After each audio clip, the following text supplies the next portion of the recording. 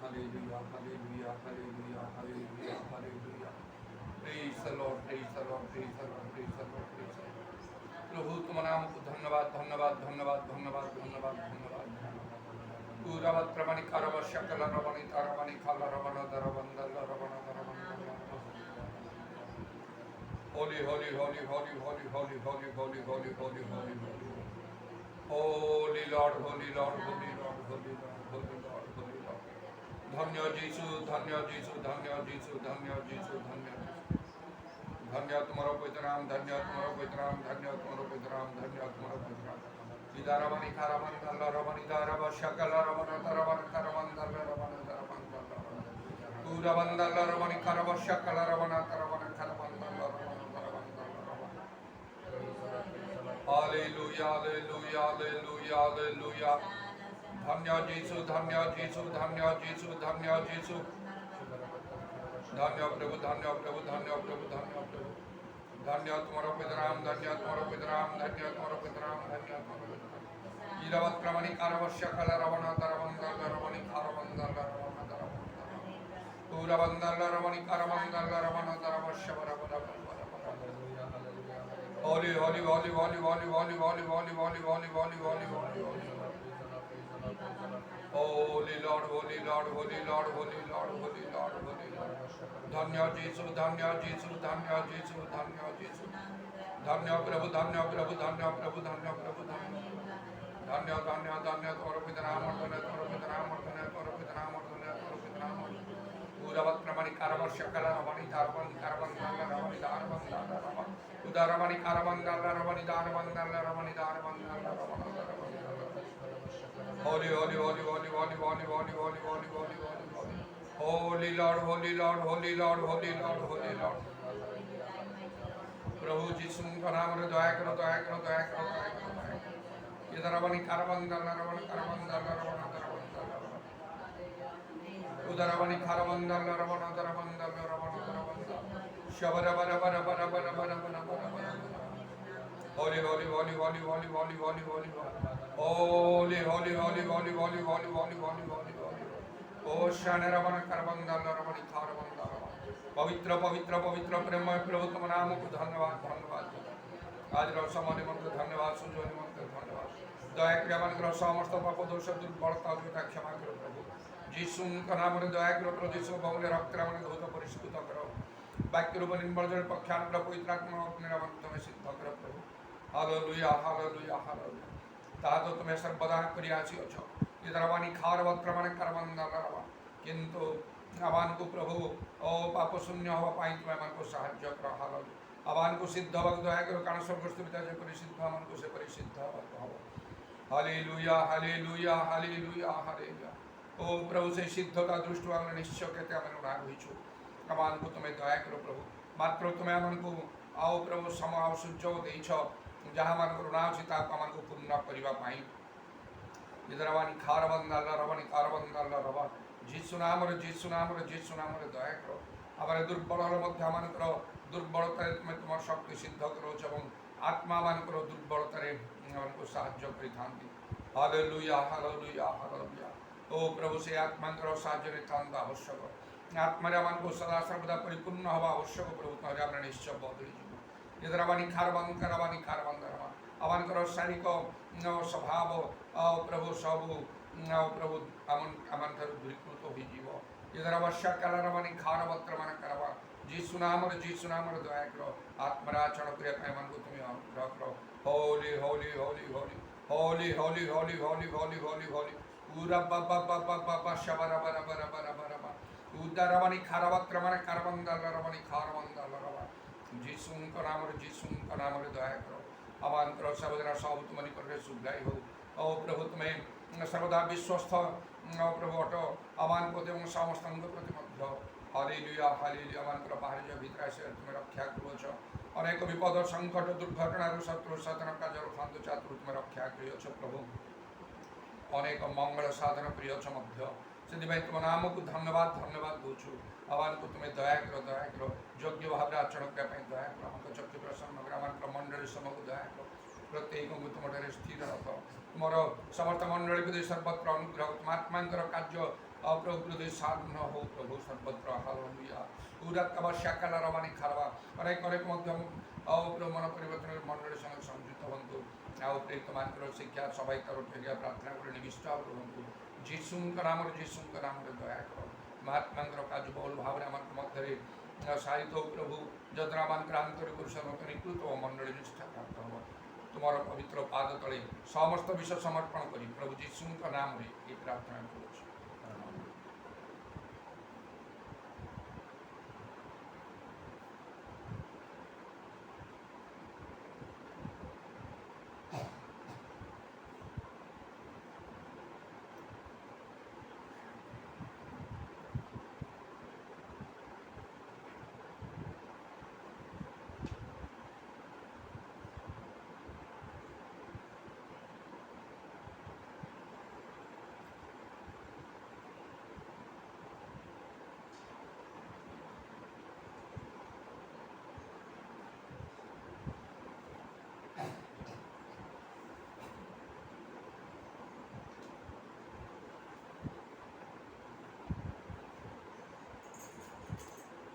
प्रभु करो धन्यवाद करो कारण से मंगलमय सदा प्रभु करो धन्यवाद करो कारण से मंगलमय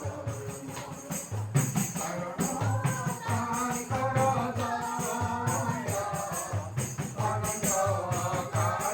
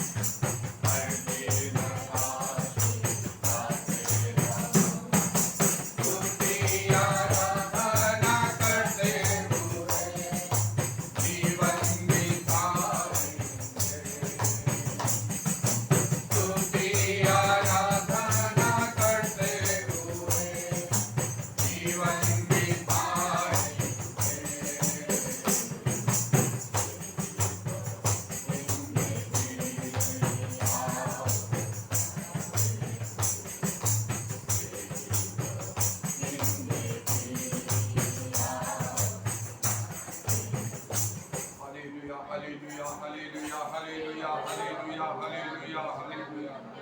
Daramani Karavasha Kalaravana Daravangala Ramani Daravangala Ramana Daravangala. Holy, holy, holy, holy, holy, holy, holy, holy, holy, holy, holy, holy, holy, holy, holy, holy, holy, holy, holy.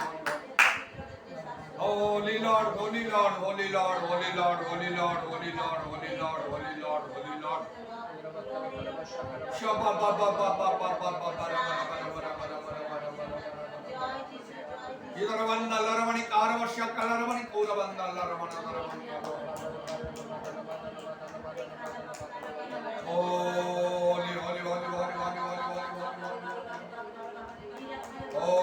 holy, holy, holy, holy, holy, holy, holy, holy, holy, holy, holy, holy.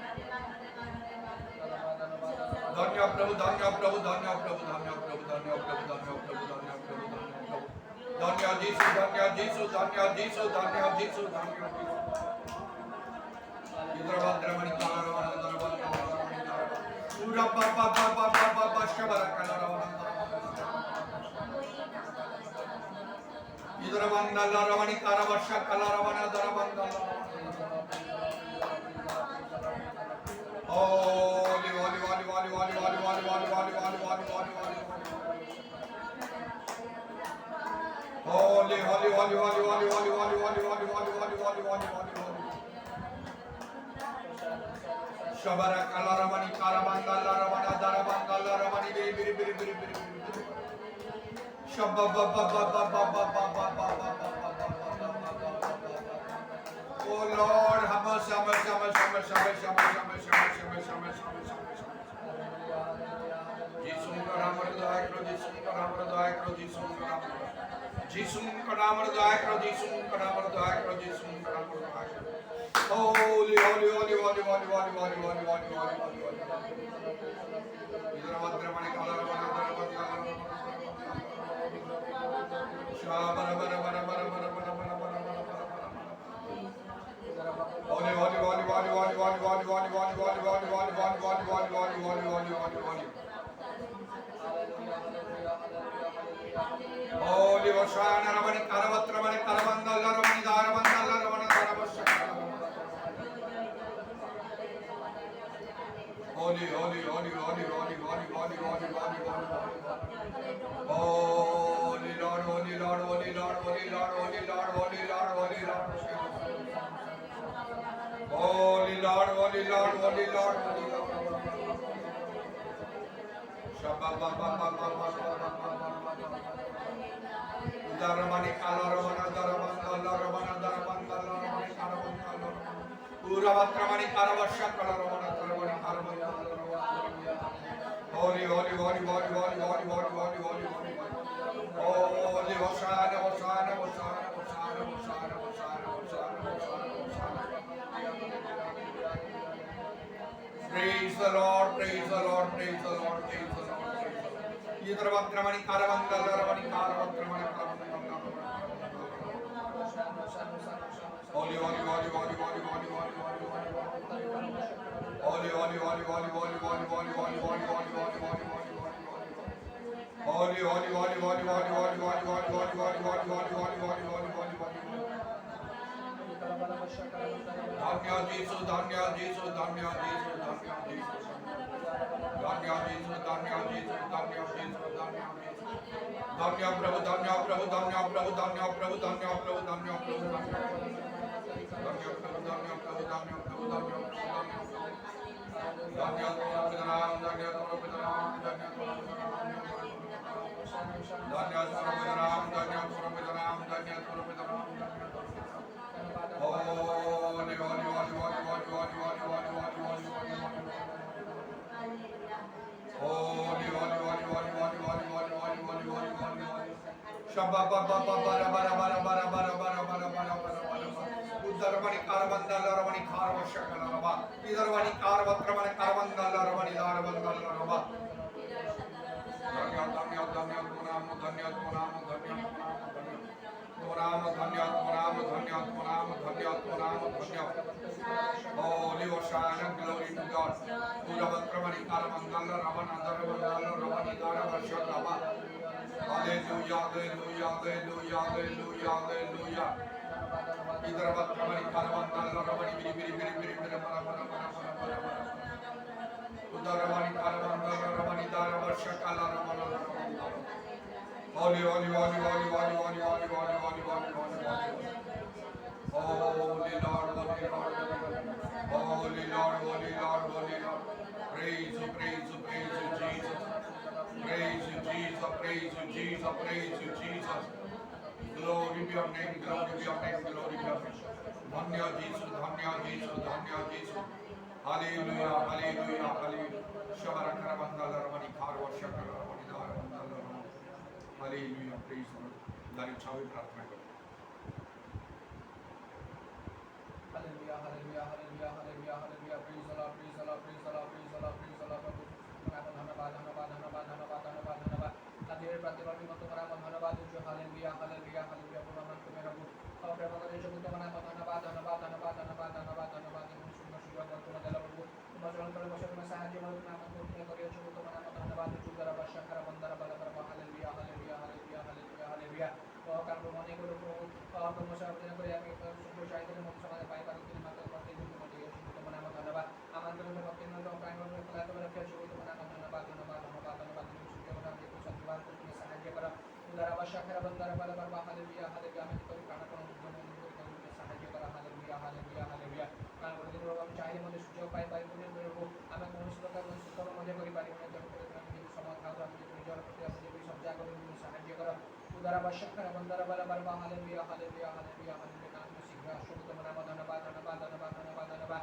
ও ধন্যবাদ মাসে তোমার প্রস্তুত থাকছে মাত্র মনে শরীর ভেটিয়ে তোমার নাম ধন্যবাদ।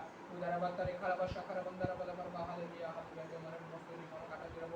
অনেক নিশ্চয় সমাজ করতে নেব। সাথে সাথে তাহা মধ্যে সমাজ চিন্তা করতে পারি কারণ তুমি মুখ নেব। অনেক করে আমি যে সময় খাও আমি যে তোমার আমি যে পরিশ্রম করে আমি যে কষ্ট করি তুমি সাহায্য করো।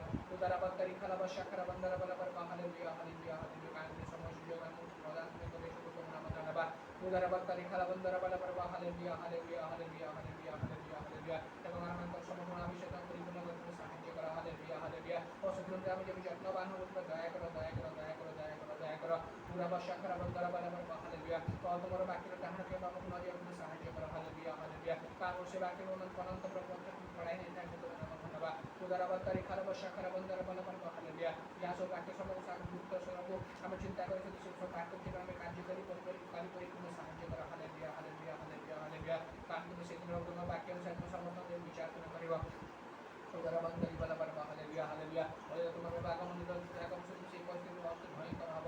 উদারা বার্তারি খারাপ বর্ষা খারাপ বন্দারা বলা করব। হালেলুয়া। ওষুধের মধ্যে তুমি হারি তুমি ক্ষমা করিব না কারণ ক্ষমা করে সব সময় সুযোগ চালিয়ে আইব।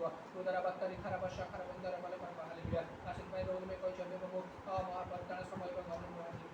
উদারা বার্তারি খারাপ বর্ষা খারাপ বন্দারা বলা করব। হালেলুয়া। এই সময় যদি আমি অবহেলা করিব না তুমি দয়া করো। Hallelujah, hallelujah. মাত্র অতি ভয় কম বর্ষা রোগ আপনার প্রভু প্রত্যায়ন যদি কর্ম আমি সাধন করি তুমি সাহায্য করো।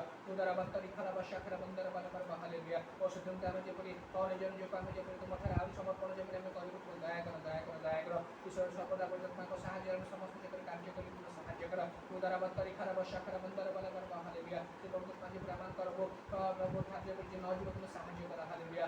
সব মুহূর্তে সব পরিস্থিতি আমি যে পরিত্রাণ করে আমি যে চাই দিই তুমি সাহায্য করো। উদারা বার্তারি খারাপ বর্ষা খারাপ বন্দারা বলা করব। Hallelujah, hallelujah. আমার উপর কার্যবান মানব বাক্যের রব যাহা কিছু মনুষ্য দুর্ভাগ্য দেখুছ তাহা তুমি বিশ্ব করা তুমি ক্ষমা করো। দ্বারা বার্তারি খারাপ বর্ষা খারাপ বন্দারা বলা করব। Hallelujah, hallelujah, hallelujah. প্রভু তোমার নাম ধন্যবাদ, ধন্যবাদ, ধন্যবাদ, ধন্যবাদ। আমার পাপ আমার প্রাণকে পুষ্ট তুমি দিয়েছিল তোমার নাম ধন্যবাদ। সেই বিরুদ্ধে বসত প্রতি পুষ্ট আছে তোমার রব তোমার রব মধ্যে আমার করে মতো কর্ম তুমি সাধারণ করে যাইছো তোমার নাম ধন্যবাদ। উদারা বার্তারি খারাপ বর্ষা খারাপ বন্দারা বলা করব। হালেলুয়া। পুনর্বার জীবনে পাপ মতো তুমি সাহায্য করো। Hallelujah, hallelujah, hallelujah, hallelujah. বার্তারি খারাপ বর্ষা খারাপ বন্দারা বলা করব। হালেলুয়া। সেই পরীক্ষায় আমি যে জয় দিবে তুমি সাহায্য করো। ওদের পরিবর্তন শক্তি যে আমার দেখা দিবে তুমি সাহায্য করো। হালেলুয়া। আমার এই বিশ্বাসের মধ্যে যে করে আরো দূর হইবে তুমি সাহায্য করো। Hallelujah, hallelujah. সর্বদা সব পরিস্থিতি আমি যদি তোমার বিশ্বাস করে তুমি সাহায্য করো এবং বিশ্বাসের সাথে আমি যে সন্তান যে প্রতিরোধ আমি যে করি তুমি সাহায্য করো। Hallelujah, hallelujah, hallelujah.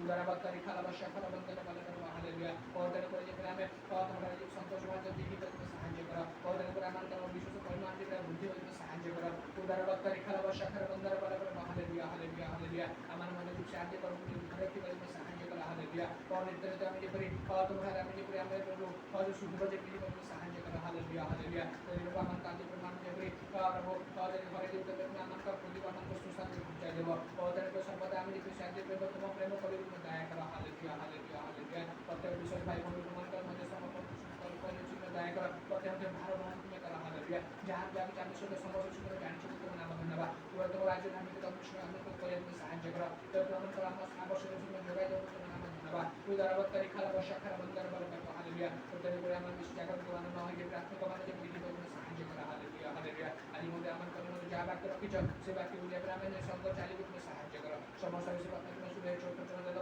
ধন্যবাদ দিই তারপরে আমি বিশ্বকার করছি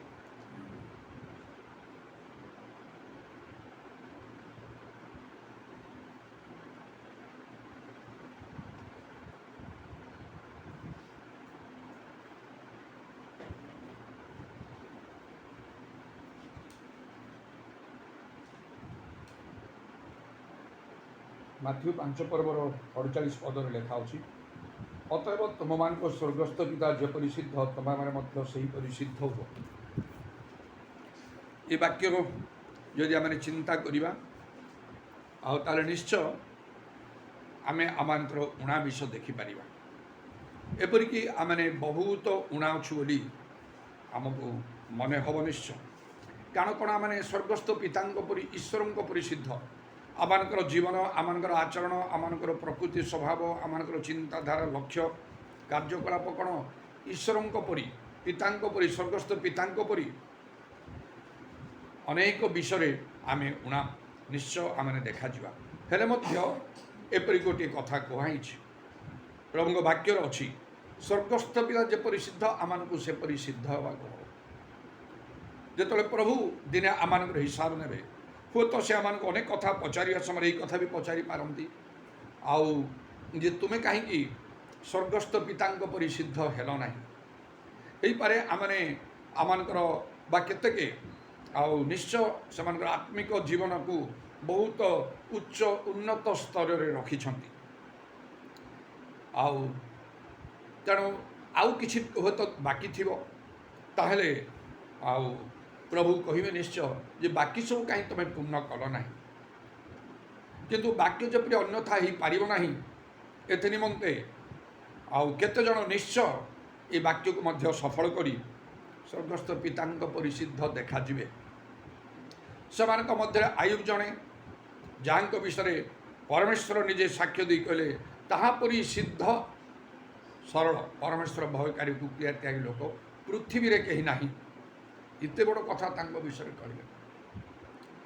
ତେଣୁ ଅବ୍ରାହମକୁ ଯାହାଙ୍କୁ ତାଙ୍କର ନିଜର ବନ୍ଧୁ ବୋଲି କହିଲେ ତାଙ୍କୁ ମଧ୍ୟ ଗୋଟିଏ ସମୟରେ ପରମେଶ୍ୱର ଯେତେବେଳେ ଅବ୍ରାହମଙ୍କର 99 ବର୍ଷ ହେଇଥିଲା ସେତେବେଳେ ପରମେଶ୍ୱର ତାଙ୍କୁ କହିଲେ ଆମ୍ଭ ଛାମୁରେ ଧର୍ମାଚରଣ କରି ତୁମେ ସିଦ୍ଧ ହୁଅ।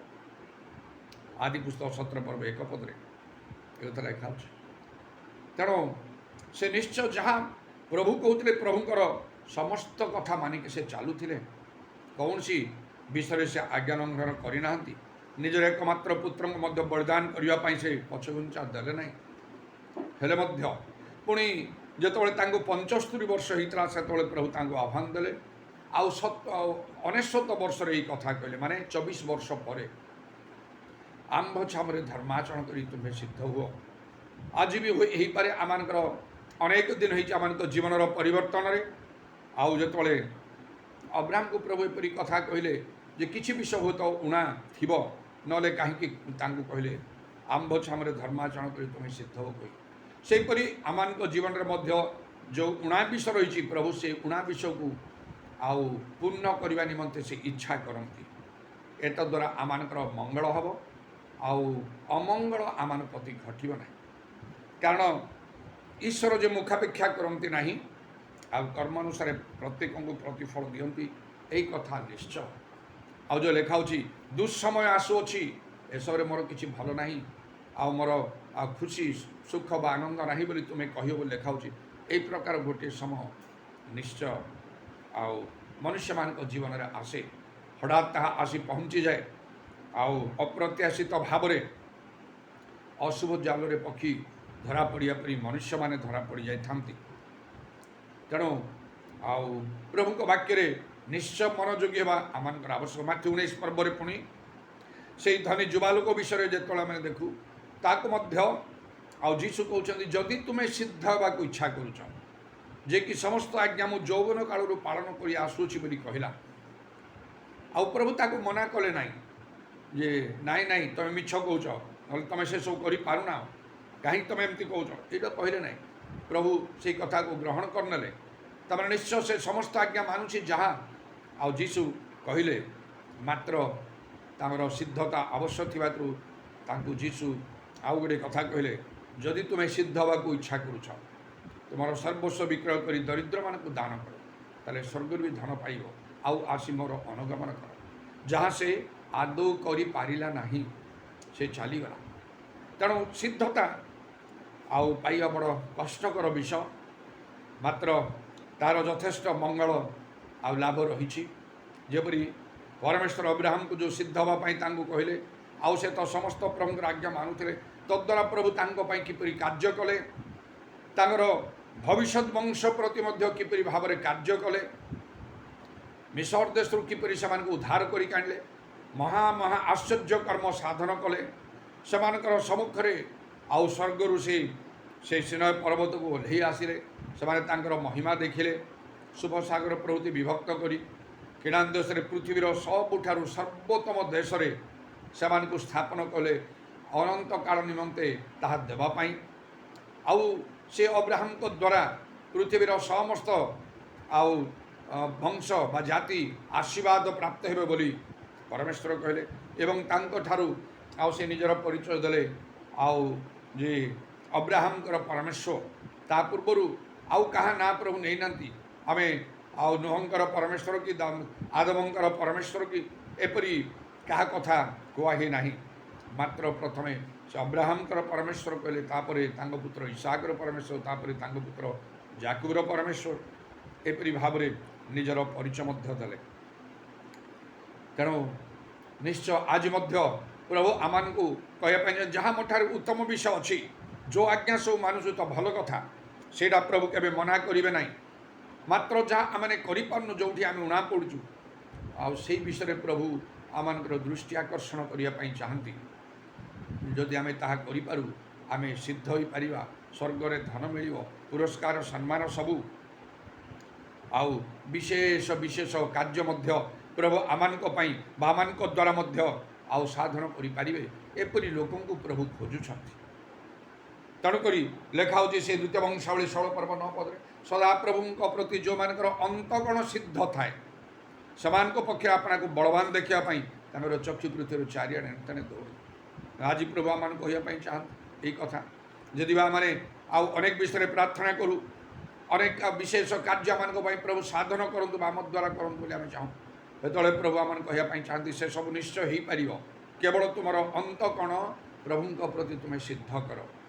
ତାହା ହିଁ ଆଉ ସେ ବାଧା ପ୍ରତିବନ୍ଧକ ସ୍ୱରୂପ ରହିଛି, ଯଦ୍ୱାରା ପ୍ରଭୁ ମହତ୍ କର୍ମ କରିପାରୁନାହାନ୍ତି।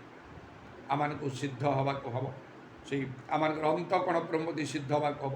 ମାତ୍ର ଲେଖା ହେଉଛି ସେ ଅନ୍ତଃକରଣ ସମ୍ବନ୍ଧରେ ତାହା ହେଉଛି ସବୁଠାରୁ କପଟମୟ ଅପ୍ରୀତି କାର୍ଯ୍ୟ ରୂପେ ପୀଡ଼ିତ, କି ତା ବୁଝିପାରିବେ।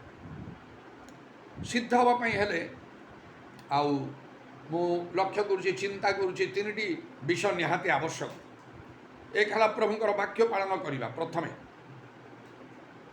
ଯେପରିକି ସେଇ ଧନୀ ଯୁବାଲୋକ ଯୀଶୁଙ୍କ ପାଖକୁ ଆସି ଯେତେବେଳେ ପଚାରିଲା, ସେତେବେଳେ ଯୀଶୁ ତା ସାଙ୍ଗରେ କଥାବାର୍ତ୍ତା କରି କହିଲେ, ତୁମେ ଯଦି ସିଦ୍ଧ ହେବାକୁ ଚାହୁଁଛ, ତାହେଲେ ତୁମର ସର୍ବସ୍ୱ ବିକ୍ରୟ କରି ଦରିଦ୍ରମାନଙ୍କୁ ଦାନ କରି ମୋର ଅନୁଗମନ କର।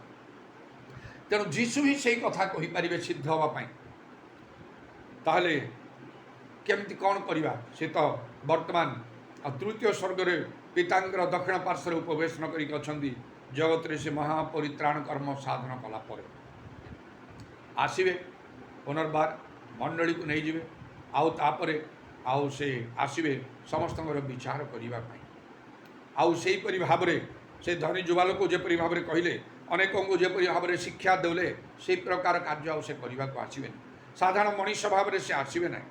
ସେ ଯେପରି ଲେଖା ହେଉଛି ତାହାଙ୍କଠାରେ ସମ୍ପୂର୍ଣ୍ଣ ଈଶ୍ୱରତ୍ଵ ଦେହବନ୍ତ ହୋଇ ବାସ କରୁଛି। ସେ ପୁରା ଈଶ୍ୱର ହେଇକି ଆସିବେ, ଆଉ ସେ ମଣିଷ ହେଇକି ଆସିବେ ନାହିଁ। 2000 ବର୍ଷ ତଳେ ଯେତେବେଳେ ଜଗତକୁ ଆସିଲେ ସେ ବାହାରକୁ ପୁରା ମଣିଷ ରୂପେ ଦେଖାଗଲେ, ମାତ୍ର ଭିତରେ ପୁରା ଈଶ୍ୱର ଥିଲେ। ସେ ଈଶ୍ୱର ତ ତାଙ୍କର ଭିତରେ ଲୁଚିକି ରହିଥିଲା, କିନ୍ତୁ ପୁନର୍ବାର ଆସିବା ସମୟରେ ଆଉ ମନୁଷ୍ୟ ତ ତାଙ୍କର ଆଦୌ ଦେଖାଯିବ ନାହିଁ। ଭିତରେ ବାହାରେ ସେ ପୁରା ଆଉ ସର୍ବଶକ୍ତିମାନ ପରମେଶ୍ୱର ଆଉ ଭାବରେ ସେ ପ୍ରକାଶିତ ହେବେ। ସେପରି ସମସ୍ତେ ତାଙ୍କୁ ଜାଣିବେ, କାରଣ ଯେତେବେଳେ ତାଙ୍କର ଆଗମନ ହେବ ଲେଖା ହେଇଛି ଆକାଶର ଶକ୍ତି ସମୂହ ବିଚଳିତ ହେବ, ସୂର୍ଯ୍ୟ ଚନ୍ଦ୍ର ତାରା ସବୁ ଆଉ ସେମାନେ ବିଚଳିତ ହୋଇଯିବେ, ଅସ୍ଥିର ହୋଇଯିବେ, ସ୍ଖଳିତ ହୋଇଯିବେ। ଆଉ ମହାତୁରୀ ଧ୍ୱନିର ସହିତ ଆଉ ସେ ଆପଣା ମହିମାରେ, ପିତାଙ୍କ ମହିମାରେ, ସ୍ୱର୍ଗଦୂତମାନଙ୍କ ମହିମାରେ, ମହାପରାକ୍ରମ ମହାମହିମାରେ ସବୁ ଆସିବେ। ସମସ୍ତ ଚକ୍ଷୁ ତାଙ୍କୁ ଦର୍ଶନ କରିବ। ଏପରି ଲେଖା ହେଇଛି ତାହା କେବଳ ଈଶ୍ୱରଙ୍କ ପାଇଁ ହିଁ ସମ୍ଭବ। ଆଉ ଆଉ ଆଉ କୌଣସି ଆଉ ମନୁଷ୍ୟ ପ୍ରାଣୀ ବା ଆତ୍ମା ପାଇଁ ତାହା ସମ୍ଭବ ନାହିଁ। କୌଣସି ସ୍ୱର୍ଗଦୂତ କିରୁବ ସରାଫ ନାହିଁ, କୌଣସି ସାଧୁ ଭକ୍ତ ନୁହନ୍ତି, କେବଳ ଈଶ୍ୱରଙ୍କ ପାଇଁ ତାହା ସମ୍ଭବ। ଆଉ ସେତେବେଳେ ସେ ଆଉ ଅନନ୍ତକାଳୀନ ପିତା ପରାକ୍ରାନ୍ତ ପରମେଶ୍ୱର ବୋଲି ସେ ଆଉ ନିଜକୁ ପ୍ରକାଶ କରିବେ, ଆଉ ସେ ପ୍ରମାଣ କରିବେ। ଯେତେବେଳେ ସେ ଗୌରବ ସିଂହାସନରେ ବସିବେ, ସମସ୍ତ ଜାତି ତାଙ୍କର ସମ୍ମୁଖରେ ଏକତ୍ର କରାଯିବେ। କ୍ଷୁଦ୍ର ମହାନ ମୃତ ଜୀବନ୍ତ ସମସ୍ତେ, ସମୁଦ୍ର ପର୍ବତ ଆପଣା ମଧ୍ୟବର୍ତ୍ତୀ ମୃତମାନଙ୍କୁ ତାଙ୍କ ପାଖରେ ଆଣିକି ସମର୍ପଣ କରିବେ। ସମସ୍ତେ ଜାଣିବେ, ଆକାଶମଣ୍ଡଳ ତାଙ୍କର ସମ୍ମୁଖରୁ ଦୂରୀକୃତ ହେବ, ଚର୍ମ ପୁସ୍ତକ ଗୁଡ଼ା ହେଲା ପରି ଗୁଡ଼ା ହେଇ ଦୂରୀକୃତ ହେବ। ସମସ୍ତେ ଜାଣିବେ ଇଏ ସର୍ବଶକ୍ତିମାନ ପରମେଶ୍ୱର, ଏ ମଣିଷ ନାହାନ୍ତି। ମଣିଷ ରୂପରେ ଆସିଥିଲେ ଜଗତକୁ। ଯେଉଁମାନେ ତାଙ୍କଠି ବିଶ୍ୱାସ କରିଛନ୍ତି ଧନ୍ୟ ସେ ଲୋକମାନେ, ଯେଉଁମାନେ କରିନାହାନ୍ତି ହାୟ ସେମାନେ ଦଣ୍ଡର ପାତ୍ର। ତେଣୁ ଯୀଶୁଙ୍କ ପାଖରେ ସେ ସିଦ୍ଧତା ଅଛି, ସେ ତା ବିଷୟରେ କହିପାରିବେ। ତାହେଲେ ଆମେ କ'ଣ କରିବାକୁ ହେବ? କମ୍ ସେ କମ୍ ଯୀଶୁଙ୍କର କଥା ଆଉ 4ଟି ସୁସମାଚାରରେ ଲେଖା ହେଇଛି, ମାଥ୍ୟୁ, ମାର୍କ, ଲୁକ, ଯୋହନ, ଆଉ ମଧ୍ୟ ଅନ୍ୟାନ୍ୟ ସ୍ଥାନରେ ପ୍ରେରିତ ପୁସ୍ତକରେ କିଛି ପରିମାଣରେ ଅଛି, ପ୍ରକାଶିତ ବାକ୍ୟରେ ଆହୁରି ଅଛି। ଏସବୁକୁ ଯଦି ଆମେ ଭଲ ରୂପେ ଆମେ ଧ୍ୟାନ କରିବା, ତା ତ ଈଶ୍ୱରଙ୍କର ବାକ୍ୟ ମଣିଷ ନିଜ ଜ୍ଞାନରେ ବୁଝିବା ତ ସମ୍ଭବ ନାହିଁ। ତାହା ବୁଝିବା ପାଇଁ ଈଶ୍ୱରଙ୍କର ଶକ୍ତି ଜ୍ଞାନର ଆବଶ୍ୟକ। ଆଉ ଯଦି ଆମେ ସେଥିରେ ମନୋଯୋଗ କରିବା, ସେ କଥା ମାନିବା, ଯେଉଁଠି ଯୀଶୁଙ୍କର କଥା ଲେଖା ହେଇଛି, ତାହେଲେ ଆମେ ସିଦ୍ଧ ହୋଇପାରିବା। ଯୀଶୁ ସେ ସିଦ୍ଧତା ବିଷୟରେ କହିଛନ୍ତି, ସବୁ ପ୍ରକାର କଥା ଅନେକ ବିଷୟରେ ସେ କହିଛନ୍ତି, ସବୁ ନାହିଁ ଅନେକ କଥା କହିଛନ୍ତି। ଆଉ କାରଣ ତାଙ୍କର ଆଉ କିଛି କଥା କହିବାର ବାକି ରହିଲା ବୋଲି ସେ ପ୍ରକାଶ କରୁଛନ୍ତି। ତେଣୁ ଯାହା କହିଛନ୍ତି ସେଗୁଡ଼ାକ ଆମେ ମାନିଲେ ଭଲ, ତାମାନଙ୍କୁ ସିଦ୍ଧ କରିପାରିବ। ଯଦି ଆଉ ବାକି କିଛି ରହିଲା, କ'ଣ କରିବାକୁ ହେବ? ପବିତ୍ର ଆତ୍ମାଙ୍କୁ ଦରକାର। ପବିତ୍ର ଆତ୍ମାଙ୍କୁ ଗ୍ରହଣ କରିବାକୁ, ଯାହା ପ୍ରଭୁ ଯୀଶୁ ଜୋହନ 20:22 ପଦରେ କହିଲେ ପବିତ୍ର ଆତ୍ମାଙ୍କୁ ଗ୍ରହଣ କର। କାରଣ ଆଉ ପ୍ରଭୁ ଯୀଶୁ କହିଲେ ପବିତ୍ର ଆତ୍ମା ସେ କ'ଣ କରିବେ? ସବୁ ସତ୍ୟରେ ପ୍ରବେଶ କରାଇବେ, ଜୋହନ 16:13 ଅନୁସାରେ ଏବଂ ଜୋହନ 14:26 ଅନୁସାରେ। ଆଉ ସେ କହୁଛନ୍ତି ସେ ସବୁ ବିଷୟରେ ତୁମକୁ ଶିକ୍ଷା ଦେବେ। ମୋର ଆଉ ଅନେକ କଥା କହିବାର ଅଛି, ସେ ସବୁ ତୁମେ ଗ୍ରହଣ କରିପାରିବନି ବର୍ତ୍ତମାନ। ପବିତ୍ର ଆତ୍ମା ଆସିଲେ ସମସ୍ତ ବିଷୟରେ ସେ ଶିକ୍ଷା ଦେବେ। ତେଣୁ ଯୀଶୁଙ୍କର ଅନେକ କଥା କହିବାର ରହିଲା, ଯାହା 4ଟି ସୁସମାଚାରରେ ମିଳିବ ନାହିଁ, ଆଉ ସେ ପ୍ରକାଶିତ ବାକ୍ୟରେ ମିଳିବ ନାହିଁ, ପ୍ରେରିତ ପୁସ୍ତକରେ ମିଳିବ ନାହିଁ, ଆଉ କେଉଁଠି ମିଳିବ ନାହିଁ। ସେଇଟା କେବଳ ପବିତ୍ର ଆତ୍ମା ଦେବେ। ତେଣୁ ପବିତ୍ର ଆତ୍ମାଙ୍କୁ ଗ୍ରହଣ କରିବା ନିହାତି ଆବଶ୍ୟକ। ପବିତ୍ର ଆତ୍ମାଙ୍କର ସହଭାଗିତା ନିହାତି ଦରକାର। ଆଉ ଯଦ୍ୱାରା ସମସ୍ତ ବିଷୟରେ ଶିକ୍ଷା ମିଳିବ। ପାପ, ଧାର୍ମିକତା, ବିଚାର ସମ୍ବନ୍ଧରେ ପବିତ୍ର ଆତ୍ମା ବୋଧ ଦେବେ। ସୂକ୍ଷ୍ମ ସୂକ୍ଷ୍ମ ପାପ ବିଷୟରେ ମଧ୍ୟ ପବିତ୍ର ଆତ୍ମା ବୋଧ ଦେବେ। ସେ ସିଦ୍ଧ ହେବାକୁ ଆଉ ସେ ଚାହିଁବେ। ଏପରି ଯାହାକୁ ପାପ ବୋଲିକି ଧରାଯାଏ ନାହିଁ ସହଜରେ, ଆଉ ସେପରି ହେଇନପାରେ, ମାତ୍ର ସିଦ୍ଧତାରେ ତାହା ଉଣା ପଡ଼ିଯିବ। ପବିତ୍ର ଆତ୍ମା ଏସବୁ ବିଷୟ ଆଉ ଜାଣିବାକୁ ଦିଅନ୍ତି। ତେଣୁ ମୁଁ ଯେତେବେଳେ ବହୁତ ଉଦ୍ଯୋଗୀ ହେଲି ପବିତ୍ର ଆତ୍ମା ପ୍ରାପ୍ତ ହେବା ପାଇଁ, ଆଉ ସେହି ସମୟରେ ଯେତେବେଳେ ସେ ଗୋଟିଏ ଆତ୍ମିକ ସଭାତା ମଧ୍ୟକୁ ଆସିଲି, ମୁଁ ଜାଣିପାରୁନାହିଁ ଯେ ଏସବୁଟା ଭୁଲ ହେଇପାରେ କହିକି।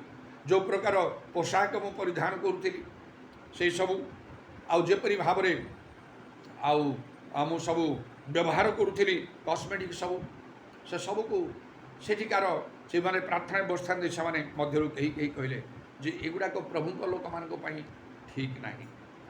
ଖାଲି ମୁଁ ଆଉ ନମ୍ର ଭାବରେ ସରଳ ଭାବରେ ପଚାରିଲି, ବାଇବେଲରେ ଲେଖା ଅଛି କି? ଟିକେ ମୋତେ କହିବ ଟିକେ, ନହେଲେ ଯେ ମୁଁ ତାଙ୍କ କଥା ମାନିବିନି ସେୟା ନାହିଁ। से बाइबल लेखा था न लेखा था मु मानिबी जेहेतु मु पवित्र आत्मा पाई जाइए मु पवित्र आत्मा पाइनी जो मैंने बसी प्रार्थना कर पवित्र आत्मा प्राप्त होती तेणु से बहुत उच्च स्थान रखी पवित्र आत्मा प्राप्त होती माने आउ कौन बाकी रहा से केवे मिछ कथा कहे से जहाँ कहे ठीक कथा कहे आ मु तो निजे पवित्र आत्मा भी प्राप्त होनी तेणु जहाँ कहले मुझे सब ग्रहण कली हाँ कहले हाँ एपरी शरीर कार्य गुड़िक ए सबू बोली जहाँ गालाते पुस्तक लिखाई करंत पुस्तक लिखा मत देखे देख युवाक से यथेष्ट मु मनस्थ कली आ त्याग करदेली मोर पोशाक सबूर परिवर्तन एगुड़ाक मु व्यवहार कर मत देखे आज्ञा देखूँ मु जागतिक भाव में जड़े उच्च शिक्षित थी से प्रकार जड़े शिक्षित लोक से कहीं नथिले से तुलना कले से बहुत तले मु बहुत ऊपर मात्र से आगे मुझे किसी बोली मन कली ना जपरी लिखा जदि तुम्हें ज्ञानी हवा को चाहूच ताले प्रथमे मूर्ख ही जाओ माने मु किसी जानी मु बुझीनी यही अवस्था को आस ताहले तुम जान पुणी ज्ञानी संगे गमनागमन कर ताहले ज्ञानी हो ठीक लोक मान सहित भलरे मिसवा को हो आ जो मैंने ठीक लोक मैंने से अलग हवा को भल लोक संग मिस खराब लोक संग मिस ताहले जड़े बढ़ी पारिब ना तार आत्मिक जीवन में तेणु तो बाइबल लिखा विभिन्न शिक्षा भितर जदि तुम जीव अर्थात विभिन्न सहभागिता विभिन्न प्रकार शिक्षक ख्रीष्ट नेता मान संस्पर्श तुम आसब बाइबल लिखा तुम्हें वायु इतस्तत चालित आउ तुम तरंग बरी तुम हम तुम आत्मिक जीवन में वृद्धि हो पार जहाँ ठीक ठीक लोक ठीक सहभागितार रहिले बाइबल लिखा निविष्ट भाव में से रहिले से प्रेरित मान शिक्षा सहित रोटी प्रार्थना करें आउ तुम वृद्धि पाइपर एगुड़ाक जहाँ सब कहगला मोर अंतर भितर को चलीगला मु चाहूली मु आत्मिक जीवन में वृद्धि पाइबी मु चाहूली बाइबल जहाँ कहूँ मुझे करी मु भावी नी से स्वर्गस्थता जेपरी सिद्ध मुझे सिद्ध से भितर तो मुझे जाए ना किंतु जदि बाइबल जहाँ कहूँ मुझे अनुसार करी प्रभु जहाँ चाहते मुझे करी ताले सिद्धता उणा रही से तो अनेक सुंदर अनुभूति गुड़ाक देले आ महत् महत् कार्य मो मो द्वारा प्रभु साधन करने को लगिले तेणु छोट छोट विषय मुझे त्याग करी जहाँ कस्मेटिक गुड़ाक आउ सब व्यवहार कर त्याग कर बहुत ख्रीस्टियान मैंने तो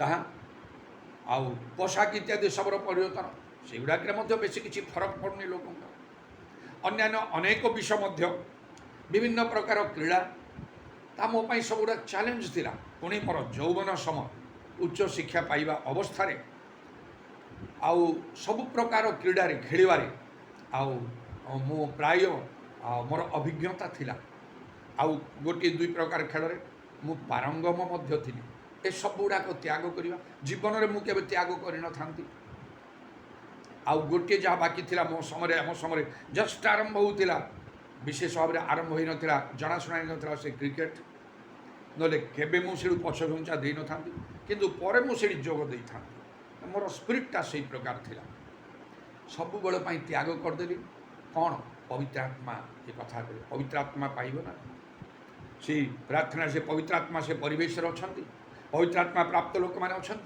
कथा कहते नले मो जीवन बदली न था एपरी छोट बड़ अनेक किसी विषय को मत त्याग करने को पड़ा आउे धर्म जीवन में मो अग्रसर रही तेणु पवित्र आत्मा आउ समस्त विषय जो शिक्षा देवे प्रभु जीशु कहले मोर अनेक कथा कहबार अच्छी पवित्र आत्मा आसले कहे आउ एबे तो माने से सब सही पारिबनी बा ग्रहण करि पारिबो नै तेबे प्रभुଙ୍କର धन्यवाद हाँ परे परे आउ ये जो मोर पोशाक परिधान वस्त्र पिंधा भितर विभिन्न प्रकार रंग बेरंगर कलर आउ सेटा मध्य मो प्रति बहुत आउ आकर्षण मो प्रति थिला आउ सेहीपरि भाव में से वस्त्र सब परिधान कली गोटे समय आसला से आउ चिंता कली बुझिली केते विषय गुड़ाक डायरेक्ट केते विषय इनडायरेक्ट कहीं मत कही ना जे आउ से सिस्टर प्रेमलता बेहरा हूँ तो आउ कहीं भी कही ना जे व्हाइट ड्रेस पिंध नाई मुझे निजे पवित्र आत्मा से तो सब विषय शिक्षा दे मत निजे पवित्र आत्मा कथा कह लगे जड़े प्रभु लोक तुम देख प्रभु लोक मान आत्मिक लोक मान केते आत्मिक लोक मैंने सब व्हाइट ड्रेस पिंधुं से सिस्टर प्रेमलता बेहरा केबेठारू सारा बदलिले जो समय से पवित्र आत्मा पाइले से 1945 मसीहारू तमाने प्राय यंग टाइम रु केते बड़ पोजिशन रे नथिले से डेप्यूटी डीपीआई थे से शांति सिस्टर से तो थे से प्रिंसिपल थे यही स्तर रे से माने बहुमूल्य वस्त्र पिंधुले विभिन्न रंग बेरंगर त्याग करदे से सब व्हाइट ड्रेस सब आस देख गोटे गोटे अच्छी गोटे गोटे चर्च पेंडिकस्टाल चर्च जोटा कि टीपीएम आगे सीपीएम थिला सिलोन पेंडिकस्टाल आउ पेंडिकस्ट मिशन कही एबे दि पेंडिकस्टाल मिशन बोली कह जाए कटक अच्छी से पर्वतियारे विभिन्न स्थान तांको देख तांकर जो ब्रदर सिस्टर माने जहाँ सब कहते समस्ते केवल व्हाइट ड्रेस पिंधते एथिरे कहार कहार प्रश्न थाए ना एगुड़ा कौन बाध्य ना कौन हम ना से तो द्वितीय कथा किंतु एटा किसी खराब कि एटा किसी कई तो पचारे पाएं एटा कौन खराब कि खराब तो नहीं शुक्ल वस्त्र ता गोटे पवित्रतार विच्छिन्न गोटे संकेत प्रभु जीशु आउ किपरि भाव से वस्त्र पिंधे बाइबल आम से जाणु कि देखिनु मात्र जो जाजक मान सब कार्य सब समय से समस्त शुक्ल वस्त्र पिंधा बाध्य से प्रकार वस्त्र से आउ प्रस्तुत कराला सदा प्रभु उद्देश्य पवित्र बोलिके लिखा होता ये सब आउे बाइबल आहरी देख जीशुख्रीष्ट समय माथ्यू 17 पर्व पर्वत उच्च पर्वत गले से पितर जाक जने तांकर सम्मुखरे से रूपांतरित तांकर वस्त्र हिमतुल्य अतिशय शुभ्र वर्ण हो गला तो रंग है कला है आउ शागुआ कि हलदिया कि आउ कि है अतिशय शुभ्र वर्ण प्रकाशित वाक्य एक पर्व सब देख आउ ख्रीष्ट यीशुर मन परी तुमर मन हो कहले केमती तुम्हें हवा कथा अच्छा युवाक तो किसी अभिलाष रही भल भल गुड़ा पिंधले भल देखा जड़े आत्मिक लोक मुझे भल देखा मु सुंदर देखा यहाँ आत्मिक चिंताधारा तो चिंताधारा ना बरं लिखाई ताहंकर रूप कि शोभा किसी ना जहाँ को देखिले आम श्रद्धा करवा एपरी कथा लिखाई तेणु प्रभु लोक मैंने आत्मिक लोक मैंने बाहिक विषय को आदौ गुरुत्व दियंती ना अनेक विषय चिंता तापर मोर चिंताधारा आसला कहीं मुझे निजक पृथक करी ना केते भल हम जदि गोटे प्रकार मु यूनिफॉर्म पिंधि व्हाइट ड्रेस जड़े प्रभु लोक भाव में केते लोक मैंने करते भल हम आ गए पवित्रतार चिंताधारा मन भीतर को आसो ये सब गोटे सामान्य विषय मत चिंता करने को लगे गोटे व्हाइट ड्रेसटा खाली पिंधा सब त्याग कर मन लोक से मोर एत प्रकार कलर सब ड्रेस अच्छी सुट अच्छी ना त्याग कर ताले केते बड़ गोटे स्टेप नेबी ना प्रभु गोटे बड़ गोटे स्टेप तो नहीं पार्ली प्रभु तो जानवे केते लोक माने भी देखिए कहे ना आउ से किसी करना गोटे स्वतंत्रता अच्छी लोक मानवे से सब विषय मो मन भितर खेलवा लगे बेसी विलम्ब करना कौन सी विषय जहाँ पवित्रात्मा मत कहले बुझेले प्रभु कहले प्रभु वाक्य शिखिली आ प्रभु को विशेष धन्यवाद दूचे ग्रहण करने मत समय लगे ना तार गोटे प्रधान कारण धार्मिकता मो ठारे क्षुधा तृषा थिला अच्छी आ शेष पर्यंत ताकू मु छाड़ीनी छाड़ी पारिबी ना तेरे आईपरी भाव में चिंता करी मो जागतिक चिंता पुणी टे नहीं गली मन पड़े कॉलेज रे पढ़िया समय आउ जड़े लेक्चरर थे से सब व्हाइट ड्रेस ही से पिंधे देख से लोकंर से केवल व्हाइट ड्रेस पिंधि जड़े कॉलेजर लेक्चरर हो जागतिक अन्य माने तो अच्छा अलग तेज से देख से केमती है पुणी अन्य विषय मु चिंता कली अन्य से हिंदू धर्म रे आउ कहा करे से सब से सन्यासी सन्यासी माने से गेरुआ वस्त्र गोटे टाइप पिंधती अलग टाइप ना से भी गोटे प्रकार सैक्रिफाइस एते लोक मैंने जब एत प्रकार भाव में जाऊँच तुम जड़े प्रभु लोक हो तुम ठारे टिके भिन्नता रहा कथा ना यहाँ बाध्य बाध्य ना तुम बाध्य करा ना मात्र जदि न कर तुम स्वर्ग न जीव यही कथा ना मात्र तुम सिद्धता कमिज केते परिमाण में तुम तले रख सब आ बाइबल लिखा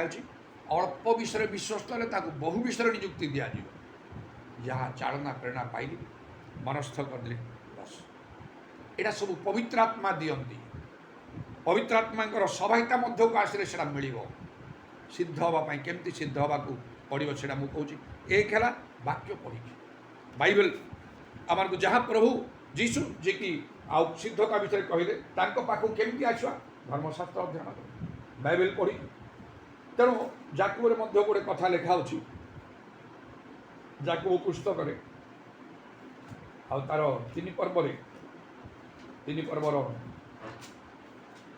आरंभ गोटे कथा लिखा अच्छी दुई पदर लिखा जेणु आम्भे माने समस्ते अनेक विषय झुंटी पड़ू जदि कहीं वाक्य झुंटी न पड़े तेबे से सिद्ध पुरुष समस्त शरीर को मध्य बसरे रखा समर्थ वाक्य झुंटी न पड़े सिद्ध वाक्य जहाँ कह जोड़ा एत सहज नहीं आउ तेणुकर तो ता ईश्वर वाक्य ता मनुष्यर कथा ना जी से पालन कर से जड़े जयकारी हम से ईश्वर ठारे ग्राह्य हम ईश्वर दृष्टि अनुग्रह प्राप्त हम आउ ईश्वर तापाई ता द्वारा महत्कर्म मान करेंगे अब्राहम द्वारा जो महत्कर्म करने प्रभु चाहते से निमंते से कहले आंब छामुरे धर्माचरण कर सिद्ध हो पिला छुआ ही ना 90 वर्ष बेलू आउ 100 वर्ष बेलू पिला है प्रभु तांको विशेष कार्य करने जाऊे आकाश तारा समुद्र बालीपरी वंश वृद्धि करने जाऊे आशीर्वाद कर नाम महत् करने चाहूले पृथ्वीर सबुठ उत्तम श्रेष्ठ स्थान भविष्य वंश को देवाई चाहूले से 400 वर्ष अन्य देश में प्रवासी से विचार कर बहुत धन संपत्ति सहित महा आश्चर्य कर्म कर प्रतिहांत देश आने चाहूले से निमंते कहले आंब छामुरे धर्माचरण कर तुम्हें सिद्ध हो सिद्धता जेते कम प्रभुंकर कार्य आम जीवन में आम द्वारा विशेष विशेष कार्य सेते कम आमर धर्म जीवन सेते तलरे तेबे एडा बाध्यतामूलक नुहे सेपरी जपरी से दिन से जुवा लोक जीशु को बाध्य करे ना जो से बहुत संपत्ति से दुखित ही चलीगला जीशु कौन ताकू गोड़ी गोड़ी डाकिले शिष्य मान को पठेले लोक मान कहले जाओ ताऊ धरिक आण मन है कहीं पड़ेल तुम किसी भूल कथा कही ना तुम कहीं ग्रहण तुम करने को बाध्य कहले देख से गलापर कहले धन्य स्वर्ग जीवा सूचीर छिद्र दे गोटे गोड़ी आस ताकू डाकिकी ताकू कही ना तुम जाऊच तो जाओ गोटे कथा मन रख स्वर्ग जीवाटा कष्टकर हो सूचीर छिद्र दे गोटे गोड़िया सहज तुम जापर स्वर्ग जदि न जीव तुम कौट जी भावुच नरक जीव ये सब कथा कहले कि कहले छाड़दे चलिए जपरिक 12 शिष्य मध्य जीवता जो शत्रु समर्पण करने से जाऊला निकट रखी सहित भोजन पान कले गोटे पात्र से बुड़ी से खाइबा से लगे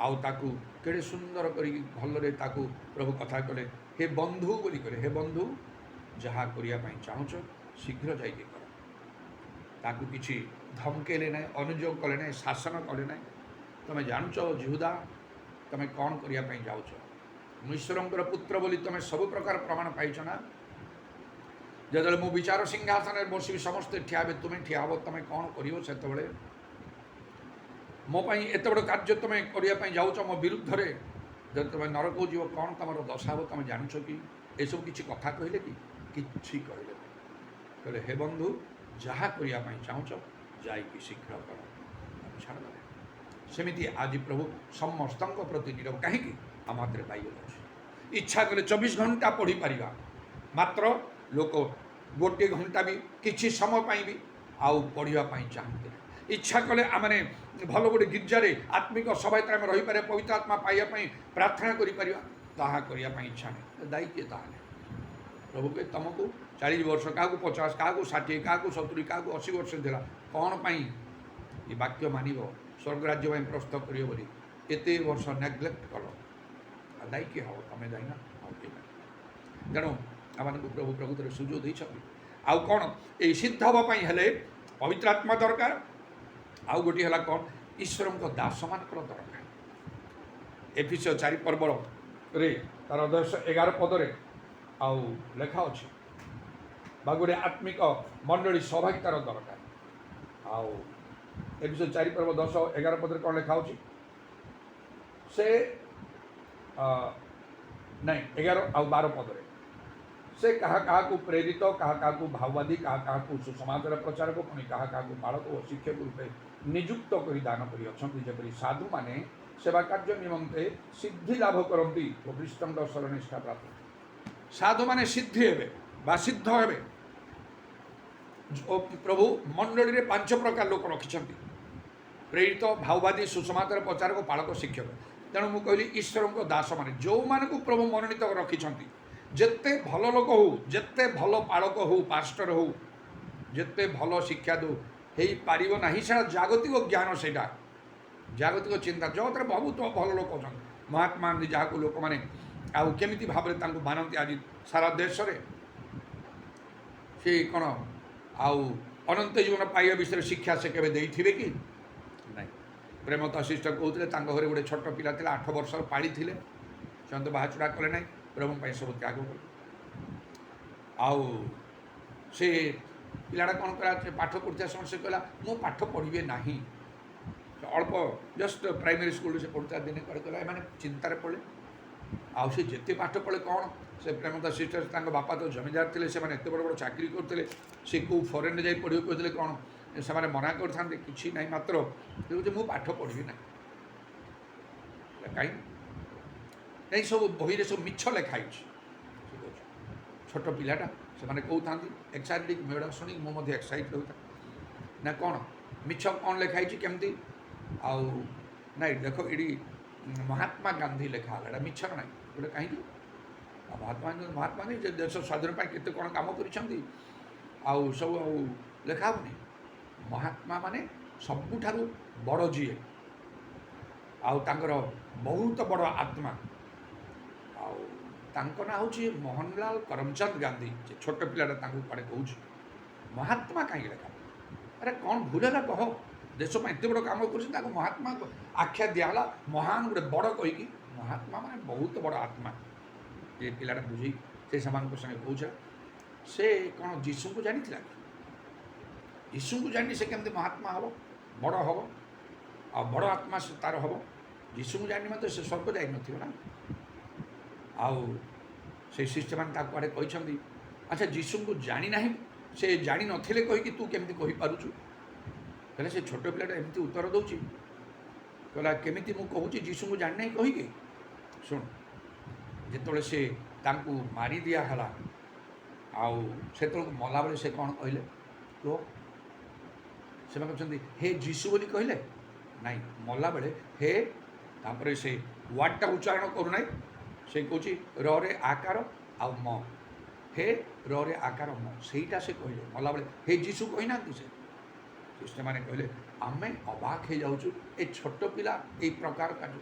ସତରେ ସିଦ୍ଧତା ଗୋଟେ ଭିନ୍ନ ବିଷୟ। ବହୁତ ଭଲ କଥା ଲୋକ କହିପାରିବେ, ମାତ୍ର ଠିକ୍ ବିଷୟ କହିପାରିବେନି। ଅନେକ ଖ୍ରୀଷ୍ଟ ନେତାମାନେ ଅଛନ୍ତି, ଭଲ ଶିକ୍ଷା ଦେଉଛନ୍ତି, ସବୁ ସବୁ ସବୁ ଭଲ, ପବିତ୍ର ଆତ୍ମାଙ୍କର କଥା କହୁନାହାନ୍ତି। କି ଲାଭ ସେ ଶିକ୍ଷାରେ? ପବିତ୍ର ଆତ୍ମା ନିହାତି ଦରକାର, ପ୍ରଥମ ପ୍ରଧାନ କାମ ସେଇଟା। ଯେଉଁମାନେ ନିଜ ମଣ୍ଡଳୀର ଲୋକମାନଙ୍କୁ ପବିତ୍ର ଆତ୍ମାଙ୍କ ସମ୍ବନ୍ଧୀୟ ଶିକ୍ଷା ଦେଇ ସେମାନେ କେମିତି ପବିତ୍ର ଆତ୍ମାରେ ପୂର୍ଣ୍ଣ ହେବେ, ଆଉ ସେ କିଛି କାର୍ଯ୍ୟ ବା ପଦକ୍ଷେପ ନେଉନାହାନ୍ତି, ସେମାନେ ଭଲ ବୋଲି କେମିତି କହିପାରିବେ? ନହେଲେ ତ ମୋ ଜୀବନ ବଦଳି ନଥାନ୍ତା। ଅନେକ ଲୋକମାନେ, ମୁଁ ବଦଳିଲା ପରେ ଅନେକ ଲୋକମାନେ ବଦଳିଲେ, ସେ କାମ ଗୁଡ଼ାକ ହେଇନଥାନ୍ତା। ଆଜି ବହୁତ ଲୋକଙ୍କର ବଦଳିବାର ଅଛି। ତେଣୁ ସେହିପରି ଲୋକମାନଙ୍କର ସଂସ୍ପର୍ଶରେ ଆସିବାକୁ ପଡ଼ିବ, ଯେଉଁମାନଙ୍କୁ ପ୍ରଭୁ ଆହ୍ୱାନ କରିଛନ୍ତି, ମନୋନୀତ କରିଛନ୍ତି, ଅଭିଷିକ୍ତ କରିଛନ୍ତି, ନିଯୁକ୍ତ କରିଛନ୍ତି। ସେହିପରି ଲୋକମାନଙ୍କର ଟାଚରେ ଆସିଲେ ଯାହା ସେମାନେ କହିବେ, ଶିକ୍ଷା ଦେବେ, ସେଇଟା ଆମକୁ ସିଦ୍ଧ କରିବ। ଆଉ ସେ ଶିକ୍ଷା ଆମକୁ ଗ୍ରହଣ କରିବାକୁ, ସେ ଶିକ୍ଷା ଅନୁସାରେ ସେମାନଙ୍କ ସଙ୍ଗେ ଲାଗି ରହିବାକୁ ହେବ, ନହେଲେ ଆମମାନଙ୍କ ନିମନ୍ତେ ଠିକ୍ ନାହିଁ। ଅନେକ ସମୟରେ ମୁଁ ଦେଖେ ଲୋକମାନେ ଆଉ ଅନେକ ଆଉ ଆମମାନଙ୍କର ମଣ୍ଡଳୀ ସେବାକୁ ଆସୁନାହାନ୍ତି, ମାତ୍ର ଏ ସହରରେ ମୋତେ ଅନେକ ଚାହୁଁଛନ୍ତି, ମୁଁ ସେମାନଙ୍କ ନିକଟକୁ ଯାଉଛି। ଆଉ ବିଶେଷ ବିଶେଷ କାର୍ଯ୍ୟ ବି ପ୍ରଭୁ କରିଛନ୍ତି। ଗୋଟିଏ ଦୁଇଟା କଥା ମୋର ମନେ ଅଛି। ଗୋଟେ ଘରକୁ ଗଲେ ସମୟ ସମୟରେ ଡାକନ୍ତି, ମୋତେ ହଠାତ୍ରେ ଫୋନ୍ କରି ଡାକିଲେ, ଏମିତି ଏମିତି ଗୋଟେ ସ୍ତ୍ରୀ ଲୋକ ସଡନ୍ ତା'ର କ'ଣ ହେଇଛି, ଆଉ ସେ ଚାଲିପାରୁନାହିଁ, ମୁଭ୍ କରିପାରୁନି, ଗୋଟେ ପାରାଲିସିସ୍ ଭଳିଆ ସେ ହେଇଯାଇଛି। ୟଙ୍ଗ୍ ଅଛି, ଆଉ କିନ୍ତୁ ଏମିତି ହେଇଗଲା। ଆଉ ମେଡ଼ିସିନ୍ ଟ୍ରିଟମେଣ୍ଟ ଏଗୁଡ଼ାକ ସବୁ କଲେଣି, କିଛି ହେଉନି। ଆଚ୍ଛା ବସିଲି ସେଠି ପ୍ରାର୍ଥନା କରୁଛି, ପ୍ରାର୍ଥନା କଲି, ଟିକେ ତେଲ ପାଣି ଦିଅ କହି ସେମିତି କଲେ, ସେ ପାଣିଟା ପିଇଦେଉ, ତେଲ ଟିକେ ଲଗେଇଦେଲି, ଆଉ ଟିକେ ଉଠିବା ପାଇଁ ଚେଷ୍ଟା କଲା, ଆସ୍ତେ ଆସ୍ତେ ଆସ୍ତେ ଉଠିଲା, ଠିଆ ହେଇ ଚଲାବୁଲା ସବୁ କଲା। ସେଇ ମୁହୂର୍ତ୍ତରେ ଆଖି ସାମ୍ନାରେ ମୁଁ ଭାବିଲି ଯଦି ଗୋଟେ ଭିଡ଼ିଓ ସୁଟିଂଟା ହେଇଥାନ୍ତା କେତେ ଭଲ କଥା, ଏଇଟା ତ ହେଲାନି, ଠିକ୍ ଅଛି। ମୁଁ ସେମାନେ କହିଲି ନିକଟରେ ମୁଁ ଦିନେ ଆସିବି ଆଉ ପ୍ରାର୍ଥନା କରି ତୁମେ ସାକ୍ଷ୍ୟ ଦେବ, ଏଇଟା ଅନ୍ତତଃ ସାକ୍ଷ୍ୟ ତୁମେ ଦେବ। ମୁଁ ତାକୁ ଆଉ ସୋସିଆଲ ମିଡ଼ିଆରେ ମୁଁ ତାକୁ ପୋଷ୍ଟ କରିବି, ଫେସବୁକ୍ରେ, ୟୁଟ୍ୟୁବ୍ରେ, ଆଉ ସେଇ ହ୍ୱାଟ୍ସଆପ୍ ଇତ୍ୟାଦି ସବୁରେ ଯାହା ସବୁ ରହିଛି, ମେସେଞ୍ଜର, ଇନଷ୍ଟାଗ୍ରାମ, ସବୁରେ ପ୍ରଭୁଙ୍କର ଗୌରବ ହେବ। ଅନେକ ଲୋକ ଆଉ ତ ଦ୍ୱାରା ପ୍ରଭାବିତ ହେବେ, ଲୋକଙ୍କର ବିଶ୍ୱାସୀ ବୋଲି, ମାତ୍ର ସେମାନେ ତାହା କରିବାକୁ ଦେଲେ ନାହିଁ। ରୋକଠୋକ ମୋତେ ମନା କରିନାହାନ୍ତି, ମାତ୍ର ମୋ ସହିତ ଯୋଗାଯୋଗ କଲେ। ଆମର ବଡ଼ ଦୁଃଖ ହେଲା, ଏତେ ବଡ଼ କାର୍ଯ୍ୟ ହେଲା, ଆଖି ସାମ୍ନାରେ ସେ ହେଲା। ସେ ମାତୃଗର୍ଭରୁ ଖଞ୍ଜଳ ଭଲ ହେଲା ପରେ ସେ ସେମିତି ହେଇ ରହିଥାନ୍ତା। ସେ ପ୍ରାର୍ଥନା କରି କରିବା ମାତ୍ରକୁ ସେ ଆସ୍ତେ ଆସ୍ତେ ଆସ୍ତେ ଉଠି ଚଲାଚଲି କଲା, ସେ ଭଲରେ ଫ୍ରି ହେଇଗଲା ପୁରା। ଆଜି ଯାଏ ପୁରା ଫ୍ରି ହେଇଗଲା, ଆଉ କୌଣସି ଟ୍ରିଟମେଣ୍ଟ ରହିନି। ଏତେ ବଡ଼ ସାକ୍ଷ୍ୟ ହେଇପାରେ, ଅନେକ ଦିନ ଅପେକ୍ଷା କରି ଆଜି ପର୍ଯ୍ୟନ୍ତ ସେମାନେ କଲେ। ଅନେକ ଦିନ ଚାଲିଗଲା, ହଠାତ୍ରେ ଦିନେ କି 2 ଦିନ ତଳେ ଆଉ ସେ ପୁରୁଷ ଲୋକ ମୋତେ ଫୋନ୍ରେ ଗୋଟେ କଥା କହିଲେ, ଏମିତି ଏମିତି ସିଚୁଏସନ୍ ହେଇଛି, ସେ ଯାହା ଡେସିସନ୍ ନେବା ପାଇଁ ଚାହୁଁଛି ଏମିତି ଭୁଲ ଡେସିସନ୍ ନେବ ନାହିଁ, ପ୍ରାର୍ଥନା କରିବ। ବୁଝାଇଲି ଏମିତି କ'ଣ କଥା? ହଁ ଏମିତି, ଆଉ ସବୁ ମୁଁ ଡିଟେଲ୍ କରି କହୁନାହିଁ। ଆଉ ଏମିତି ବିଷୟ ହେଇଛି ନା, ସେ ସେପାରେଟ୍ ହେବା ପାଇଁ ଚାହୁଁଛି। କେମିତି ବିଚିତ୍ର କଥା, ଏଇଗୁଡ଼ା କ'ଣ ତୁମେ ଏମିତି? ନା ନା, ଆପଣ ନିକଟରେ ଆସିଥିଲେ ନା, ଦେଖିଲେ ତାର ଚିନ୍ତାଧାରା, ମୁଁ କିଛି ବୁଝିପାରିନି। ଭାବିଲି ଆଉ କ'ଣ ତୁମର ଅନ୍ୟାନ୍ୟ ପ୍ରୋବ୍ଲେମ୍ ଥିବ, ସେଇଟା ପାଇଁ ସେମିତି ଚାହୁଁଛି ସେମିତି ହେବ।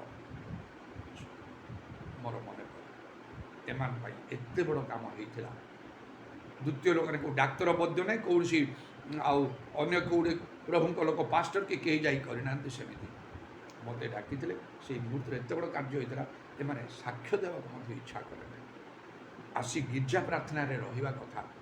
ଆରେ ପ୍ରକୃତିରେ ଯେମିତି ସେଦିନ ଯୀଶୁ କହିଲେ ତାଙ୍କ ଶିଷ୍ୟମାନେ, ତମେ ବି କ'ଣ ଯିବ? ସମସ୍ତେ ତ ଗଲେଣି, ଭିତରେ ଆପଣଙ୍କଠାରେ ଅନନ୍ତ ଜୀବନରେ ଭାଗ୍ୟ କୁଆଡ଼େ ଯିବୁ ଆମେ? ଏବେ ଗାଡ଼ି ହେବ କି ଅନୁଯୋଗ ହେବ? ଯଦି ମଣ୍ଡଳୀରେ ଅନୁଯୋଗ ଶାସନ ନାହିଁ, ସେଇଟା ଆତ୍ମିକ ମଣ୍ଡଳୀ ନାହିଁ କେବେ। ପାଉଲ କହିଲେ, ମୁଁ କ'ଣ ପ୍ରେମ ନେଇକି ଆସିନା ବେତ ନେଇକି ଆସିବି? ଅନୁଯୋଗ କର, ପ୍ରହାର କର, ଶାସନ କର, ଧମକ ଦିଅ, ସମସ୍ତଙ୍କ ସମ୍ମୁଖରେ ଅନୁଯୋଗ କର, ଏଇ କଥା ଲେଖା ହେଇଛି। ଆଉ ମଧ୍ୟ ଲେଖା ହଉଛି, ଯଦି ପ୍ରଭୁ ତୁମକୁ ପ୍ରେମ ଶାସନ ନ କରିବେ ତାହେଲେ ତୁମେ ସନ୍ତାନ ପୁତ୍ର ନୁହଁ, ତୁମେ ଜାରଜ। ଯାହାକୁ ପ୍ରଭୁ ପ୍ରେମ କରନ୍ତି ତାହାକୁ ଶାସନ କରନ୍ତି, ଯେଉଁ ପୁତ୍ର ଗ୍ରହଣ କରନ୍ତି ତାକୁ ସେ ପ୍ରହାର କରନ୍ତି। ଗୁପ୍ତ ପ୍ରେମ ଠାରୁ ପ୍ରକାଶିତ ଅନୁଯୋଗ ଭଲ। ଯେ ଅନୁଯୋଗ ଘୃଣା କରେ ସେ ପଶୁତୁଲ୍ୟ, ମାତ୍ର ଯେ ଅନୁଯୋଗ ଗ୍ରହଣ କରିବ ସେ ମର୍ଯ୍ୟାଦା ପାଇବ। ଏତେ ସବୁ ବାକ୍ୟ ଅଛି, ତେଣୁ ସବୁର ଭିତରେ ଯିବାକୁ ହେବ ନା। ଗୋଟେ ପରିବାର ଭିତରେ ସମସ୍ତେ ଖାଲି ପ୍ରେମରେ ପ୍ରେମରେ ଖାଲି ରହୁଛନ୍ତି, ଅଶାନ୍ତି ହେଉନି, ବିଶୃଙ୍ଖଳା ହେଉନି, ତା ଭିତରେ ତ ଚାଲୁଛୁ। ଆଉ ଗୋଟେ ମଣ୍ଡଳୀ ମଧ୍ୟରେ ଗୋଟେ ଆତ୍ମିକ ମଣ୍ଡଳୀ ହେଲେ କୌଣସି କାରଣ ନଥାଇ କି ଜଣେ ସେଠିକାର ପାଳକ, ନେତା, ଶିକ୍ଷକ ଶାସନ ଅନୁଯୋଗ କରିବେ। ସେ ଲୋକ ମୁଁ ମଧ୍ୟ, ମୋତେ ପ୍ରଭୁଙ୍କର ଭୟ। ଆଉ ମୁଁ ନିଜର ପ୍ରାର୍ଥନା କଲାବେଳେ ମୁଁ କିଛି ଭୁଲଭାଲ କଥା କହୁଛି କି? କେମିତି ସାହସ କରିବି ମୁଁ ମଣ୍ଡଳୀରେ ଭୁଲ କଥା କହିବାକୁ, ଆକ୍ଷେପ କରି କାହାକୁ କହିବାକୁ କେମିତି ମୁଁ ସାହସ କରିବି? ପ୍ରଭୁ ମୋତେ ଛାଡ଼ିଦେବେ? ଗୋଟିଏ ଛୋଟ ପିଲାର ବିଘ୍ନର କାରଣ ହେଲେ ଚକିପତ୍ର ବାନ୍ଧି ତୁମକୁ ଅଗାଧ ସମୁଦ୍ର ନିକ୍ଷେପ କଲେ ଭଲ ହେଇଥାନ୍ତା, ଲେଖା ହେଇଛି ନା। ମୁଁ ଜାଣିନି ସେ କଥା। ମୋତେ ଡର ନାହିଁ ପ୍ରଭୁଙ୍କ ପ୍ରତି, ଅନ୍ୟ ଡର ଅଛି। କି ପ୍ରକାର କଥା, ତୁମେ କେଉଁ ପ୍ରକାର ଶିକ୍ଷା ଦେଉଛ? ଆଉ କ'ଣ ଶ୍ରୁତି ମଧୁର କଥା ଲୋକଙ୍କୁ ଖୁସି ଖୁସି କରିବା ପାଇଁ? ଆଉ ଗୁପ୍ତ ପ୍ରେମ ପ୍ରକାଶ ଅନୁଯୋଗ କିଛି ନାହିଁ? ତୁମ ମଣ୍ଡଳୀର ଲୋକ ସବୁ ସିଦ୍ଧ, ଠିକ୍ ବାଟରେ ସମସ୍ତେ ଅଛନ୍ତି। କାହିଁକି ତୁମର କଥା କେହି ମୋର ଯେଉଁ ପୋଷ୍ଟ ଗୁଡ଼ାକ ଯେତେବେଳେ ସମସ୍ତଙ୍କ ପାଇଁ ଲେଖିବା ସମୟରେ ମୁଁ ଟିକେ ଜଗି ରଖି କରେ। ଅନେକ ସମସ୍ତ ଲୋକମାନେ ପଢ଼ୁଛନ୍ତି, ତେଣୁକରି ସେଥିରେ ବେଶୀ କଡ଼ା କରିପାରିବି। କେହି ଜଣେ ଲୋକ ଲେଖିଲେ, ଗୋଟେ ଭଦ୍ରଲୋକ, ବି ସାର୍ପର, ମାନେ ଟିକେ କଡ଼ା ହୁଅନ୍ତୁ, ଆପଣଙ୍କ ଲେଖାରେ କଡ଼ା ହୁଅନ୍ତୁ। ମୁଁ କଡ଼ା କି ନାହିଁ କି ସେଇଟା ଯେତେବେଳେ ଜାଣିବା କଥା ଜାଣିବ। ହଠାତ୍ରେ ଗୋଟେ ଜାଗାକୁ ଯାଇକି ଏକାଥରେ କଡ଼ା କେମିତି ହେବ? ସେ ସବୁ ଭାବିଚିନ୍ତି କରିବାକୁ ନା। ପାଉଲ କହିଲେ, ମୁଁ ବୁଦ୍ଧିମାନ ଗୃହ ନିର୍ମାଣକାରୀ ପରି କାର୍ଯ୍ୟ କରୁଛି। ମୁଁ ମଧ୍ୟ ସେମିତି ବୁଦ୍ଧିର ସହିତ ସମସ୍ତ କାର୍ଯ୍ୟ ଆତ୍ମିକ ଦାନ ସବୁ ରହିଛି।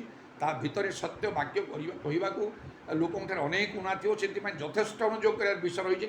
ମାତ୍ର ବୁଦ୍ଧିର ସହିତ ସେସବୁ ମୁଁ ଚାହେଁ କେବେ କରିବାକୁ ହବ, କେମିତି କରିବାକୁ ହବ, କ'ଣ ଏସବୁ ଚିନ୍ତା କରି ଆତ୍ମାଙ୍କର ଚାଳନା ପ୍ରେରଣା ନେଇକି ସବୁ କରିବାକୁ ହବ। ସେ ଯାହା ହଉ, କିନ୍ତୁ ସେମାନେ ସେମିତି କଲେ। ଆଉ ଗୋଟେ ଜାଗାରେ ବିଶେଷ କାର୍ଯ୍ୟ ହେଲା, ପବିତ୍ର ଆତ୍ମା କେମିତି ସେମାନେ ପାଇବେ। ଅଳ୍ପ ଦିନ ମଧ୍ୟରେ ପବିତ୍ର ଆତ୍ମାଙ୍କର କାର୍ଯ୍ୟ ଆରମ୍ଭ ହେଲା। ଗୋଟିଏ ପିଲାଟା ଦୁଷ୍ଟ ଥିଲା, ବଦଳିଗଲା, ପବିତ୍ର ଆତ୍ମା ପ୍ରାପ୍ତି, ଦର୍ଶନ, ଭାବବାଣୀ ସବୁ କହିବାକୁ ଲାଗଲା। ଆଉ ତାର ମା ସେମାନେ ସବୁ ଗିଆ ପ୍ରାର୍ଥନା କରନ୍ତି, ସବୁ ଟିକେ ଉଦ୍ଯୋଗୀ, ଅଧିକ ସ୍ପଷ୍ଟରେ ମୁଁ କହିପାରୁନାହିଁ। ଆଉ କିନ୍ତୁ ସେ ପିଲାକୁ ତା ମା ସବୁ ଆଉ ମାନେ ଏମିତି ଭାବରେ ତାଙ୍କ ପିଲାଟା ତାକୁ ସେମାନେ ଦମନ କଲେ, ଶାସନ କଲେ, ତାକୁ ଟିକେ ପ୍ରାର୍ଥନା କରିବାକୁ ଚାନ୍ସ ଦେଲେନି। କ'ଣ ତୁ ଏସବୁ ଗୁଡ଼ା କହୁଛୁ, ଏସବୁ ଗୁଡ଼େ ଭଣ୍ଡାମି ସବୁ ଗୁଡ଼ା କରୁଛୁ, ତୁ ପବିତ୍ର ଆତ୍ମା ପାଇଛୁ, ଏତେ ପରେ ତୁ ଏ ପ୍ରକାର ଦୁଷ୍ଟ ପିଲାଟା ଏମିତିକି ସେମିତି କରୁ। କି ବିଚିତ୍ର କଥା। ମୋତେ ଡକା ହେଲା ପ୍ରାର୍ଥନା କରିବ, ଆଉ ଏମାନେ ସବୁ ପବିତ୍ର ଆତ୍ମା ପାଇବେ, ମୁଁ ସେମାନଙ୍କୁ କେତେ ଦିନ ଧରି ଚଳେଇ କଢ଼େଇକି ନେଉଛି। ତାକୁ ତ କହୁନ, ମୋତେ ସିଧା ତୁମେ କହୁଛ। କିନ୍ତୁ ଦରକାର ବେଳକୁ ମୋତେ ଖାଲି ଖୋଜି ଏଇଟା ପ୍ରାର୍ଥନା କର, ସେଇଟା ପ୍ରାର୍ଥନା କର, ସେଇଟା ପ୍ରାର୍ଥନା କର। ମୁଁ କେତେ ଭାବରେ ଗାଇଡ଼ କରି ସେମାନଙ୍କୁ ନେଇଛି, ପ୍ରାର୍ଥନା କରିଛି, ପାପ କ୍ଷମା ମଗେଇଛି, ସବୁ କରିକି ବ୍ୟକ୍ତିଗତ ଭାବରେ କାଉନସେଲିଂ କରି ତାପରେ ସେମାନେ ପବିତ୍ର ଆତ୍ମା ପ୍ରାପ୍ତ ହୋଇଛନ୍ତି। କେତେ ମାତି ଯାଇଛନ୍ତି ପ୍ରାର୍ଥନା ସବୁରେ। ସେମାନେ ନିଜେ ମଧ୍ୟ କହୁଛନ୍ତି, ଦେଖନ୍ତୁ ଆପଣ ଏସବୁ ପ୍ରାର୍ଥନା ଆରମ୍ଭ କରିବା ପୂର୍ବରୁ ଆମ ଭିତରେ ଗୁପ୍ତ ପାପ ସବୁ ଏଗୁଡ଼ାକ ଥିଲା, ଏବେ ଆମକୁ ଭୟ ଲାଗୁଛି, ସେସବୁ କରିବାକୁ ଇଚ୍ଛା ହେଉନାହିଁ। ଲୁଚି କରୁଥିଲୁ, ଆଉ ସେସବୁ କରୁନୁ। ଟିକେ କ'ଣ ହେଲେ ଡାକ୍ତରଙ୍କୁ ଅପେକ୍ଷା କରୁଥିଲୁ, ସିଏ ଆସି ଆମମାନଙ୍କୁ ଦେଖିବେ, ଟ୍ରିଟମେଣ୍ଟ କରିବେ। ଏବେ ଅସୁସ୍ଥରେ ଖାଲି ପ୍ରାର୍ଥନା କରିବାକୁ ଇଚ୍ଛା ହେଉଛି। ଏଗୁଡ଼ାକ ତୁମେ ଲୋକଙ୍କ ଭିତରେ ସହଜରେ ଆଣିପାରିବ? ସେମାନଙ୍କ ବ୍ରେନ୍ ୱାଶ୍ କଲା ଭଳିଆ କାମ କରିପାରିବ? ମୁଁ କେତେ ପ୍ରାଣପଣ କରି କହୁଛି, ତାପରେ ଏମିତି କରିକି ମୋତେ ବହୁତ ଦୁଃଖ ଲାଗିଲା। ଠିକ୍ ଅଛି, ସେମାନେ ପ୍ରଭୁ କାମ କରୁଛି।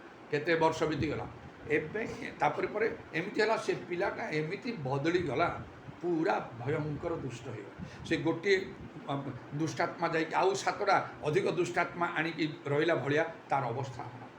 ୟାକୁ ତ ସେମାନେ ଅସ୍ଥିର ସବୁ ହେଉଛନ୍ତି ପିଲାଟା। ପୁଣି ମୋତେ କହୁଛନ୍ତି ତା ପାଇଁ ପ୍ରାର୍ଥନା କର, ତା ପାଇଁ ପ୍ରାର୍ଥନା। ଆମେ ସମସ୍ତେ ୱରିଡ୍ ସେମିତି ହେଉଛି। ମୁଁ ସେମାନଙ୍କୁ କିଛି କହୁନି, ମନ ଭିତରେ ଅଛି, ଦେଖ ତମେ ବୁଝ, ଗୋଟେ ପିଲାଟାକୁ ନଷ୍ଟ କରିଦେଲ। ଏତେ ପରିଶ୍ରମ ମୁଁ କରି ସେମାନଙ୍କୁ ସବୁ ଧରି ପ୍ରାର୍ଥନା କରି ପବିତ୍ରାତ୍ମା ପାଇ ଦର୍ଶନ, ଭାବବାଣୀ, ପରଭାଷା କହୁଥିଲେ, ଏଇଟା ଭଲ ଲାଗିଲା ନାହିଁ। ବୁଝ ଏବେ ସେମିତି ସେମାନେ କେବଳ ସେତିକି ନାହିଁ, ଆଉ ଏମିତି ଗୋଟେ କ୍ଷତିଗ୍ରସ୍ତ ଅବସ୍ଥାରେ ସେମାନେ ଯାଉଛନ୍ତି, ତାଙ୍କର ମୁଣ୍ଡ କାମ କରୁନାହିଁ। ପୁଣି ମୋ ପାଖରେ ଆଉ କ'ଣ କରିବୁ ଆମେ ଜାଣିପାରୁନୁ। ଠିକ୍ ଅଛି, ମୁଁ ଟିକେ ପ୍ରାର୍ଥନା କରୁଛି, କିନ୍ତୁ ଆଉ ଭିତର କଥା ମୋ ଭିତରେ ଅଛି। ଏମାନେ ଏଇଭଳିଆ କାର୍ଯ୍ୟ କରିଥିଲେ। ସତରେ ଅନେକ ଦିନ ପରେ ବାଇବେଲ ଲେଖାଛି, ବହୁତ ଦିନ ପରେ ତୁମେ ତା'ର ତତ୍ତ୍ୱାନୁସନ୍ଧାନ ପାଇବ। ଆମେ ଭୁଲି ଯାଇଥିବା ସେହି ସମୟରେ ପ୍ରଭୁ କାର୍ଯ୍ୟ କରିବେ। ଆମକୁ ସିଦ୍ଧ ହେବା ଦରକାର। ଯୀଶୁଙ୍କ ଠାରୁ ତାଙ୍କ ବାକ୍ୟ ଆମମାନଙ୍କୁ ଦରକାର। ପ୍ରଥମେ ବାକ୍ୟ ଭିତରେ ଯାଇ ଯାହା ବାଇବେଲ କହୁଛି, ଯେତିକି ଆମେ ବୁଝିପାରିବା ସେସବୁ ଅନୁସାରେ ଆମକୁ କରିବାକୁ ହେବ, ମାନିବାକୁ। ତାପରେ ପବିତ୍ର ଆତ୍ମା ଦରକାର, ସମସ୍ତ ବିଷୟରେ ଶିକ୍ଷା ଚେତନା ସବୁ ଆମମାନଙ୍କୁ ପ୍ରଦାନ କରିବେ, ଯଦ୍ୱାରା ଆମେ ସିଦ୍ଧ ହୋଇପାରିବା। ଆଉ ତାପରେ ଆତ୍ମିକ ମଣ୍ଡଳୀ ବା ଈଶ୍ୱରଙ୍କର ପ୍ରକୃତ ଦାସମାନଙ୍କର ଦରକାର, ଯେଉଁମାନେ ଉପଯୁକ୍ତ କଥା କହିବେ, ସେଇଟା ଆମମାନଙ୍କୁ ସିଦ୍ଧ କରିବ। ସେପରି ଆତ୍ମିକ ଲୋକମାନଙ୍କର ସଂସ୍ପର୍ଶ ନ ଆସିଲେ ମୋ ଜୀବନ ଆଜି ଏମିତି ହୁଅନ୍ତା ନାହିଁ। ସେଥିରେ ମଧ୍ୟ ତ ଯୀଶୁ ମୋତେ କଥା କହିଥିଲେ, ଆଲଫାବେଟ୍ ଶିଖିବାକୁ ଯାଅ ବୋଲି ମୋତେ କଥା କହିଥିଲେ।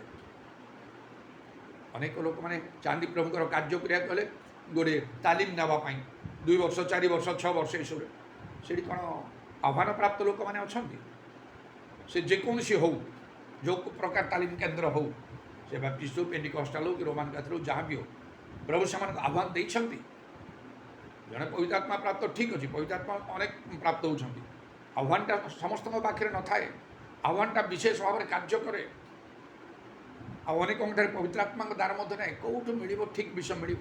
ହଁ, ମୁଁ 6 ବର୍ଷ ମୁଁ ଇଏ କଲି, BTH କଲି, MTH କଲି, ଏମିତି ଗୋଟେ ଗ୍ରାଜୁଏଟ୍, ପୋଷ୍ଟ ଗ୍ରାଜୁଏଟ୍, କ'ଣ ଏସବୁ ହେଲା ପରି, ରିସର୍ଚ୍ଚ ସ୍କଲାର ହେଲା ପରି ମନରେ ଆସି ମୁଁ ଏତେ ବର୍ଷ ତାଲିମ ପାଇଛି କରିଛି। ପ୍ରକୃତ କାମ ଦେଖିଲା ବେଳକୁ କିଛି ନାହିଁ। ତେଣୁ ପ୍ରକୃତ ପ୍ରଭୁଙ୍କ ଲୋକମାନଙ୍କର ସଂସ୍ପର୍ଶରେ ଆସିବାକୁ ওইটা ଆମକୁ ସିଦ୍ଧ କରିବ। ଏ ବାକ୍ୟ ନେଇକି ଆମକୁ ନିଶ୍ଚୟ ଚିନ୍ତା କରିବାକୁ, ଆମେ ଯେତିକି ଆମ ଧର୍ମ ଜୀବନର ସ୍ତରରେ ଅଛୁ ସେତିକି ଯଥେଷ୍ଟ ବୋଲି ମନେ କଲେ ହେବ ନାହିଁ। ମାଥ୍ୟୁ 5:48 ଯୀଶୁ କହୁଛନ୍ତି ସ୍ୱର୍ଗସ୍ଥ ପିତା ଯେପରି ସିଦ୍ଧ ତୁମେ ସେପରି ସିଦ୍ଧ। ଏଇଟା ମୋତେ କୁହାହେଉଛି, ପ୍ରତ୍ୟେକଙ୍କୁ କୁହାହେଉଛି। କ'ଣ ଆମେ ସେପରି ସିଦ୍ଧ? ପ୍ରଥମ କଥା, କ'ଣ ଆମେ ସିଦ୍ଧ କି? ପୁଣି ସ୍ୱର୍ଗସ୍ଥ ପିତା ଯେପରି ସିଦ୍ଧ ସେପରି ସିଦ୍ଧ କି? କିନ୍ତୁ ଯେତେବେଳେ ବାଇବେଲ ଲେଖା ହେଇଛି ଏଇଟା ଆମ ପାଇଁ ହିଁ କୁହାହେଇଛି, ମୋ ପାଇଁ ହିଁ କୁହାହେଇଛି। ମନେ ରଖିବାକୁ ହେବ। ଆଉ ମୁଁ କହିଦେଲି 3ଟି ବିଷୟ କେମିତି ସିଦ୍ଧ ହେବା କର। ପ୍ରଥମେ ବାକ୍ୟ, ଯୀଶୁଙ୍କ ପାଖକୁ ଆସିଲେ ହିଁ ଯୀଶୁ କହିଲେ, ତେଣୁ ବାକ୍ୟ ଦରକାର। ବାକ୍ୟ ଯାହା କହୁଛି, ଯିଏ ଝୁଣ୍ଟି ପଡ଼ିବ ନାହିଁ ବାକ୍ୟରେ, ବାଇବେଲ ନିଜର କଥାବାର୍ତ୍ତା ସବୁରେ, ଆଉ ଯିଏ ଝୁଣ୍ଟି ପଡ଼ିବ ନାହିଁ, ଭୁଲ କରିବ ନାହିଁ, ସେ ସିଦ୍ଧ ପୁରୁଷ ବୋଲି ଯାକୁ 3:2 ତାର ଲେଖା ହେଲା। ଆଉ ତାପରେ ପବିତ୍ର ଆତ୍ମା ନିହାତି ଦରକାର ସମସ୍ତ ବିଷୟରେ ଆମମାନଙ୍କୁ ଶିକ୍ଷା ଦେଇ ଆମମାନଙ୍କୁ ଆଉ ସେ ସିଦ୍ଧତା ପଥରେ ଆମମାନଙ୍କୁ ଆଉ କଢ଼େଇକି ନେବେ। ଆଉ ତାପରେ ଆତ୍ମିକ ପ୍ରଭୁଙ୍କର ଆହ୍ୱାନପ୍ରାପ୍ତ ମନୋନୀତ ବା ଅଭିଷିକ୍ତ ଲୋକମାନେ, ଯେଉଁମାନଙ୍କର ସାଙ୍ଗରେ ଆସିଲା ପରେ ହିଁ ସେମାନଙ୍କ କଥା ଶିକ୍ଷା ଅନୁସାରେ ଚାଲିଲେ ଆମମାନଙ୍କୁ ଆଉ ସେଇ ସିଦ୍ଧତା ମିଳିବ, ଯେଉଁଥିପାଇଁ ଲେଖା ହେଇଛି ଜ୍ଞାନୀ ସଙ୍ଗରେ ଗମନାଗମନ କର, ତହରେ ଜ୍ଞାନୀ ହେବ। ଆଉ ଏ ସିଦ୍ଧ ହେବା ଏଇଟା ବୃଥା ବିଷୟ ନୁହେଁ। ଗୀତ ସଂହିତା 37 ପର୍ବରେ ଲେଖା ହେଉଛି ଗୋଟେ ସ୍ଥାନରେ, ସିଦ୍ଧ ଲୋକକୁ ଲକ୍ଷ୍ୟ କର, ସେମାନେ ସମ୍ପୂର୍ଣ୍ଣ ଭିନ୍ନ, ତାଙ୍କ ପରି ହେବାଟା ସହଜ ବିଷୟ ନାହିଁ। ସେମାନଙ୍କ ଜୀବନରେ ପ୍ରଭୁଙ୍କର ଆଉ ସେ ଅବ୍ରାହମଙ୍କ ସଦୃଶ, ଯାହାଙ୍କୁ କହିଲେ ଆମ ଛାମୁରେ ଧର୍ମାଚରଣ କରି ସିଦ୍ଧ ହେବ। 69 ବର୍ଷ ହେଲାବେଳେ ସେତେବେଳେ କି ଅବସ୍ଥା ତାଙ୍କର, ଆଉ ତାଙ୍କର ମୃତକଳ୍ପ ଲୋକ ଲେଖା ହେଇଛି। କ'ଣ ସେ ଭୁଲ କରିବେ ସେ ଲୋକ? କେଉଁ ଜାଗତିକ ଶାରୀରିକ ଅଭିଳାଷ ତାଙ୍କଠାରେ ଦେଖାଯିବ? ମଲା ସଙ୍ଗେ ସମାନ। ହେଲେ ବି ପ୍ରଭୁ କହୁଛନ୍ତି ସିଦ୍ଧ ହୁଅ। ଗୋଟିଏ 2ଟା 3ଟା 4ଟା ଆଉ କେତେ ବିଷୟରେ ତୁମେ ଭଲ ଥିବ, ଆଉ କେତେ ବିଷୟରେ ତୁମେ ଭଲ ନଥିବ, ସେଇଟା କର। ଆଉ ପ୍ରଭୁ ତାଙ୍କର ଉଦ୍ଦେଶ୍ୟକୁ ପୂର୍ଣ୍ଣ କରିବେ, ମହତ୍ ଉଦ୍ଦେଶ୍ୟ। ନଚେତ୍ ଆଜି ତ ନାହିଁ, ଦିନେ ତ ପ୍ରଭୁଙ୍କର ସାମ୍ନାରେ ଆମମାନଙ୍କୁ ଆଉ ଉପସ୍ଥିତ ହିସାବ ଦେବାକୁ ପଡ଼ିବ। ସେତେବେଳେ ପ୍ରଭୁ କହିବେ ତୁମେ ସିଦ୍ଧ ହୋଇପାରିଲ ନାହିଁ, ତୁମ ପାଇଁ ତୁମ ଦ୍ୱାରା ଯେଉଁ ବିଶେଷ କାର୍ଯ୍ୟ କରିବାର ଥିଲା ସେସବୁ ଘଟିପାରିଲା ନାହିଁ। ଏଇଟା କେବଳ ସିଦ୍ଧ ହୋଇଥିଲେ ତାହା ହେଇପାରିଥାନ୍ତା। ଏପରି ଗୋଟେ ଦିନ ଆସିବ। ତା ପୂର୍ବରୁ ଏବେ ମହାନୁଗ୍ରହ ସମ ପରିତ୍ରାଣର ଦିନ ପ୍ରଭୁ ଆମମାନଙ୍କୁ ଦେଇଛନ୍ତି।